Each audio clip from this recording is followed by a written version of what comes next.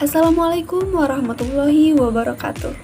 Perkenalkan, nama saya Nurwahyu Hasanah Putri dengan NIM 191410178 dari jurusan Ekonomi Syariah kelas E semester 5, Fakultas Ekonomi dan Bisnis Islam, UIN Sultan Maulana Hasanuddin Banten.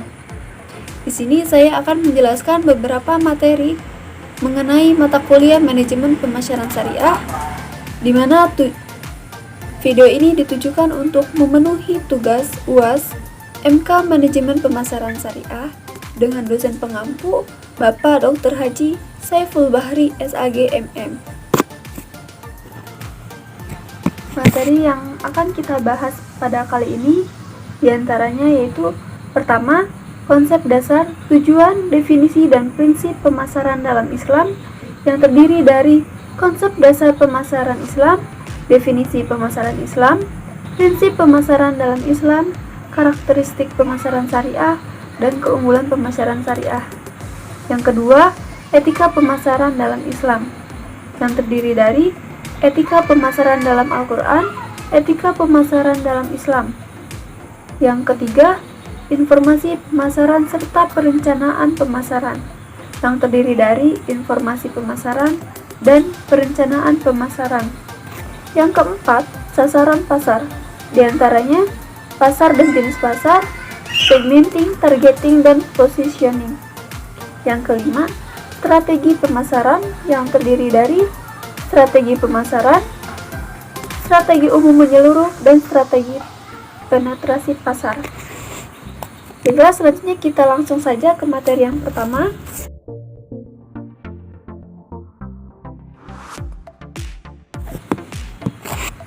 Konsep dasar pemasaran Islam. Deskripsi konsep pemasaran dalam tahap ekonomi Islam yang dapat didefinisikan konsep komersialisasi syariah dalam kegiatan adalah sama dengan konsep pemasaran konvensional, yaitu dalam kegiatan komersial, tetapi perbedaan adalah prinsip nilai berkomitmen untuk menetapkan tujuan pemasaran. Pemenuhan tujuan-tujuan pencapaian falah dalam kegiatan ekonomi tentu dihadapkan oleh masalah ekonomi. Apa yang terjadi pada studi pemasaran, masalah itu mendapatkan tidak hanya karena bisnis dilakukan sesuai dengan prinsip-prinsip Islam, tetapi penjual juga harus memiliki etis atau moral menurut pertempuran di Al-Quran dan Hadis. Definisi pemasaran Islam. Pemasaran adalah proses sosial ekonomi yang bertumpu pada penciptaan komunikasi guna memenuhi kebutuhan individu dan kelompok dan dengan demikian mencapai kepuasan maksimal individu atau kelompok. Pemasaran Islam merupakan kegiatan dalam pelaksanaan kegiatan komersial, desain perencanaan, konstruksi, menawarkan untuk konsumen berdasarkan ajaran Islam. Prinsip pemasaran syariah. Yang pertama yaitu produk. Produk mengacu pada penyediaan produk yang terjamin kualitasnya. Produk yang dijual harus sesuai dengan selera pelanggan serta kebutuhan dan keinginan pelanggan. Dari sisi produk, Islam sangat bersikap idealis dan bersifat baku, di mana ditetapkan kriteria dari sudut suatu produk yang dihasilkan, yaitu harus memenuhi kriteria halal dan baik. Yang kedua yaitu harga. Harga merupakan nominal yang harus dibayarkan oleh pembeli kepada si penjual. Harga yang diberikan harus sesuai dengan kualitas produk tersebut. Yang ketiga yaitu promosi. Promosi adalah kegiatan yang dilakukan untuk meningkatkan jumlah penjualan. Umumnya, kegiatan promosi perusahaan mencoba memuji dan mengungkapkan keunggulan barang yang dapat Anda jual. Yang keempat yaitu tempat atau distribusi. Tempat mengutamakan dan memilih lokasi yang strategis dan mudah dijangkau konsumen akan mempengaruhi minat pembeli dalam membeli dan mengkonsumsi produk yang dipasarkan. Karena dengan strategis dan mudahnya lokasi yang didatangi konsumen, mereka tidak merasa kesulitan untuk dapat memperoleh suatu produk yang diinginkan. Karakteristik pemasaran syariah. Yang pertama yaitu ateistis atau robaniyah. Pemasaran syariah khas adalah sifat yang andal, Jiwa seorang pemasar syariah percaya bahwa hukum syariah terbagi adalah hukum yang tepat, sehingga harus mematuhi semua kegiatan pemasaran yang dilakukan. Kedua yaitu etis atau akhlakiyah.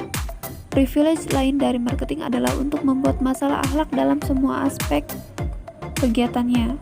Pemasaran syariah adalah konsep pemasaran yang sangat mendukung nilai moral dan etis tanpa khawatir tentang agama apapun, karena ini bersifat universal.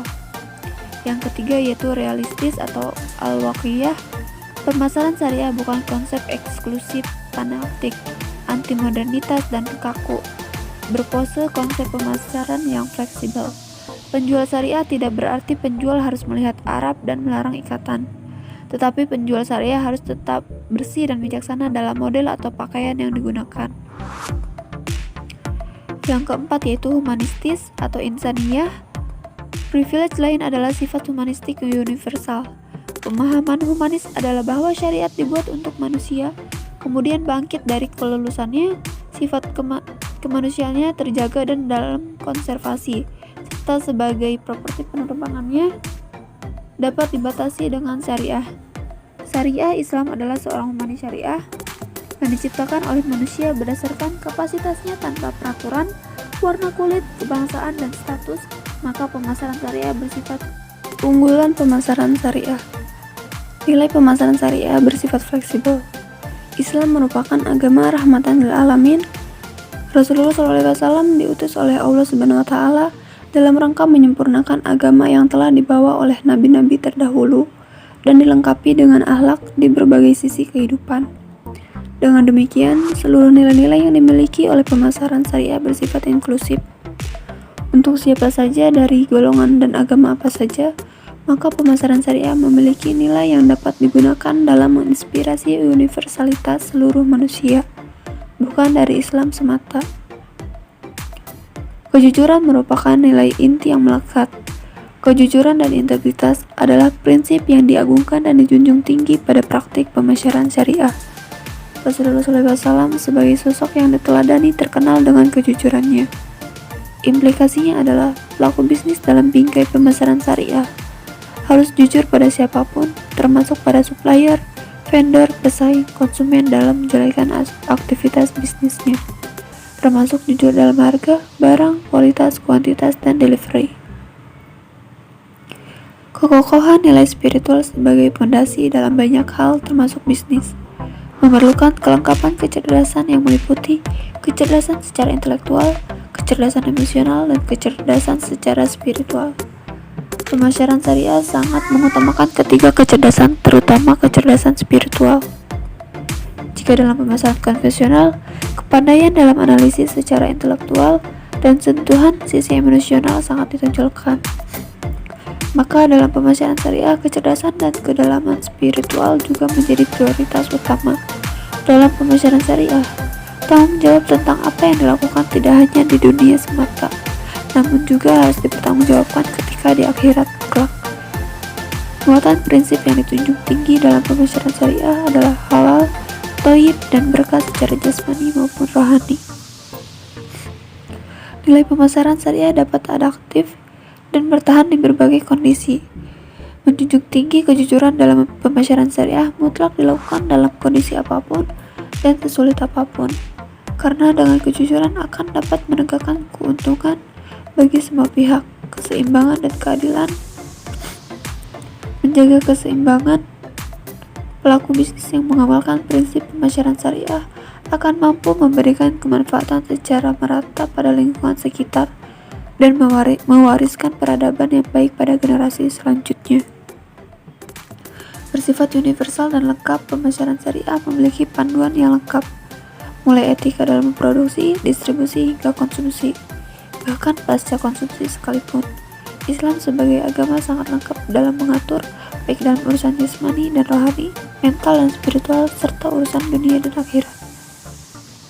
Konsisten pada tujuan ajaran agama pemasaran syariah dapat berhasil apabila didukung oleh pemahaman fondasi ajaran agama yang baik, antara lain niat beribadah kepada Allah SWT di setiap aktivitas dalam rangka memenuhi kebutuhan dan keinginan, menghindari praktik yang dilarang dalam Islam, mempergunakan cara yang baik, santun, halal, dan bermutu dalam melakukan komunikasi kepada konsumen, tidak mengandung unsur eksploitasi dan pornografi, menghindari perilaku yang berimplikasi pada kemubaziran. Pemasaran syariah memiliki dimensi multi kemanfaatan atau Etika keuntungan. pemasaran Konsep dalam keuntungan dalam pemasaran syariah Etika memiliki sebagai dimensi yang prinsip luas. dan nilai mengajarkan tentang kebaikan dan keburukan berdasarkan ajaran Islam yang bersumber kepada akal dan wahyu. Etika atau moral dalam Islam merupakan bentuk keimanan, keislaman, dan ketakwaan, didasarkan pada keyakinan kebenaran Allah. Dalam Islam, istilah berhubungan dengan etika dalam Al-Quran yaitu khuluq. Dalam Al-Quran, etika yaitu hal-hal yang dapat menuju kepada kebaikan. Al-Quran menggunakan beberapa istilah lain untuk menggambarkan konsep tentang kebaikan yaitu khair atau kebaikan, bir kebenaran, qist persamaan, adl kesetaraan dan keadilan, haq kebenaran dan kebaikan, ma'ruf mengetahui dan menyetujui, dan takwa atau ketakwaan. Tindakan terpuji disebut sebagai sholihat dan tindakan yang tercela disebut sebagai sayyi'at. Etika pemasaran dalam Islam. Etika pemasaran dalam Islam berpedoman pada prinsip dan nilai dasar ekonomi Islam, yaitu yang pertama tauhid. Sumber utama etika Islam adalah kepercayaan penuh dan murni terhadap kesatuan Tuhan. Tauhid adalah dasar pelaksanaan segala aktivitas baik yang menyangkut ibadah mahdah, berkait sholat, zikir, puasa, muamalah termasuk ekonomi dan akhlak. Kedua, kepemilikan. Kepemilikan dalam Islam berarti manusia boleh menguasai dan bertindak bebas atas harta yang dimiliki. Menurut sistem ekonomi Islam, manusia bukan pemilik mutlak, tetapi dibatasi oleh hak Allah sehingga wajib baginya untuk mengeluarkan sebagian hartanya untuk zakat. Ketiga, keseimbangan. Negara memiliki peranan penting dalam hal keseimbangan ekonomi. Negara mendistribusikan harta kekayaan kepada orang miskin agar keseimbangan dapat terlaksana. Yang keempat, keadilan. Dalam hubungan ini dikemukakan bahwa keadilan harus diterapkan di semua bidang ekonomi. Keadilan berarti kebijaksanaan mengalokasikan sejumlah hasil kegiatan ekonomi tertentu bagi orang yang tidak mampu memasuki pasar. 5. Produktivitas.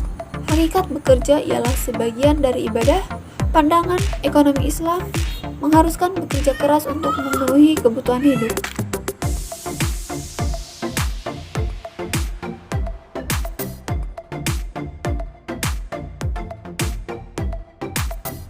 Perencanaan pemasaran.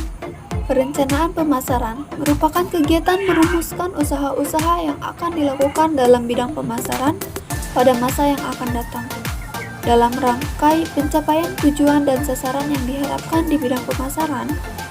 Dalam rencana pemasaran digambarkan secara garis besar tentang bagaimana melakukan penetrasi, meraih, serta melakukan perbaikan atas market position.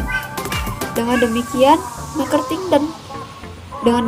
marketing plan menjadi landasan penting bagi penyusunan operasi perusahaan.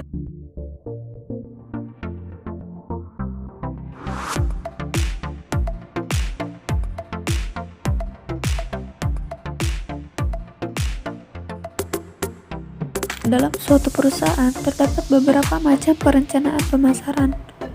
Di antaranya, perencanaan pasar yang strategis atau strategic market planning. Perencanaan ini berkaitan dengan perencanaan usaha perusahaan atau business planning ke arah mana usaha perusahaan akan dikembangkan. Selanjutnya, perencanaan strategis pemasaran perusahaan atau corporate marketing planning. Perencanaan ini merupakan suatu perencanaan jangka panjang yang bersifat menyeluruh dan strategis, yang merumuskan berbagai strategi dan program pokok di bidang pemasaran perusahaan yang akan dilaksanakan untuk mencapai tujuan perusahaan dalam suatu jangka waktu tertentu. Selanjutnya, perencanaan pemasaran yang strategis atau strategic marketing planning. Perencanaan ini berkaitan dengan usaha untuk memasarkan produk perusahaan. Perencanaan ini mencakup untuk memasarkan produk perusahaan. Perencanaan ini mencakup strategi pemasaran yang terpadu. Yang dimaksud dengan acuan pemasaran marketing yaitu strategi produk, strategi harga, strategi distribusi, dan strategi promosi. Keempat strategi itu harus terarah pada sasaran pasar yang dituju. Selanjutnya, perencanaan pemasaran yang operasional atau operational marketing planning. Perencanaan ini merupakan perencanaan kegiatan pelaksanaan di bidang pemasaran yang rinci atas daerah atau wilayah niaga, produk, dan waktu yang lebih pendek. Selanjutnya, perencanaan pemasaran produk baru atau planning of launching of new product. Perencanaan ini merupakan perencanaan atas kegiatan pelaksanaan memasarkan produk baru. Dalam perencanaan ini tercakup sasaran pasar yang dituju, kegiatan pengajuan pasar, Jenis-jenis pasar. Pasar merupakan tempat bertemunya penjual dan pembeli, potensi pasar, terjadi transaksi, serta pertukaran produk, barang, atau jasa yang bernilai antara dua belah pihak atau lebih.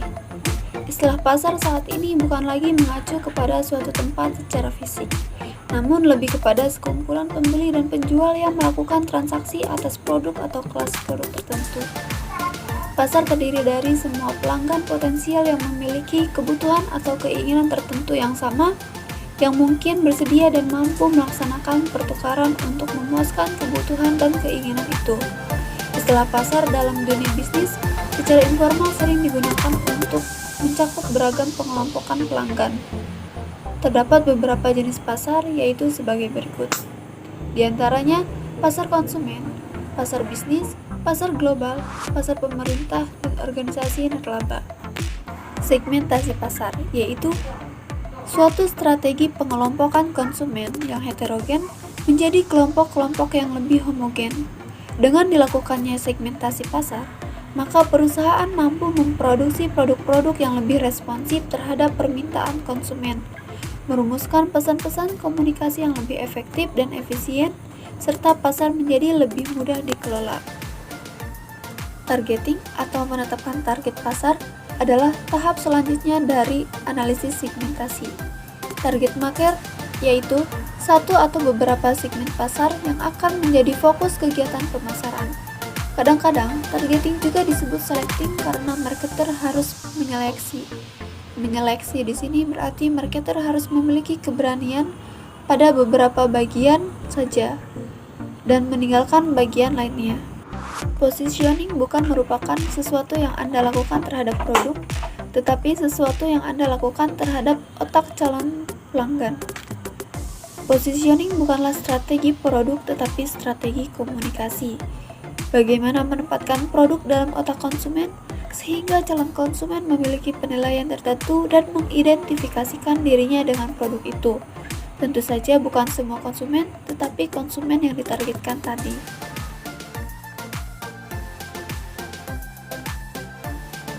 Padu dan menyatu di bidang pemasaran yang memberikan panduan tentang kegiatan yang akan dijalankan untuk dapat tercapainya tujuan pemasaran dari suatu perusahaan. Dengan kata lain, strategi pemasaran adalah serangkaian tujuan atau sasaran, kebijakan, dan aturan yang memberi arah kepada usaha-usaha pemasaran perusahaan dari waktu ke waktu.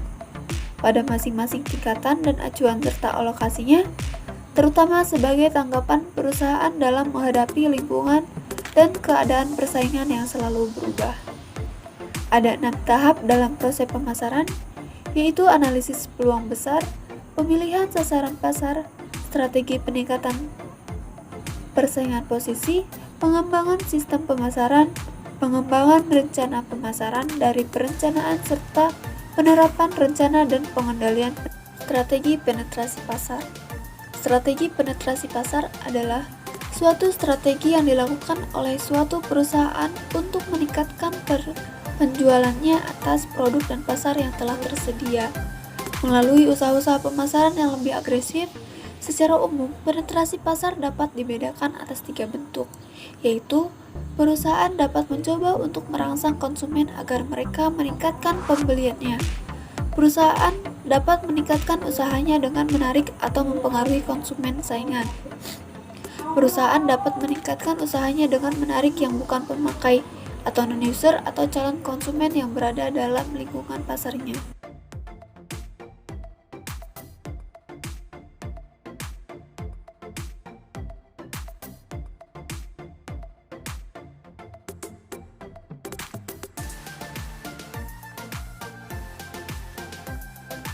Sekian penjelasan materi yang dapat saya sampaikan. Kurang dan lebihnya mohon maaf. Wassalamualaikum warahmatullahi wabarakatuh.